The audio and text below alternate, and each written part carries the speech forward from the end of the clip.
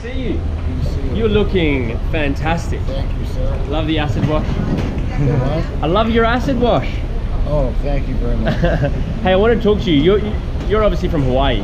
Correct. Did you hear that for the first time since the end of the Cold War, Hawaii's gonna test nuclear sirens? I did not hear that.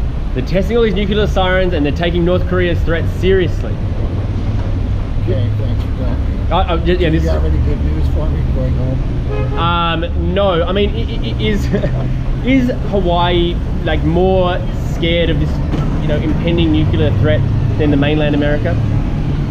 Actually, I have no idea. Like I said, the first time I heard about it. And I haven't been there for 3 weeks, so. Are you going back now or no? Yeah, I live there, yes, but I'm going back there. Oh, so I mean, are you at all concerned? Like, if Hawaii's testing these nuclear sirens, then obviously the state is concerned.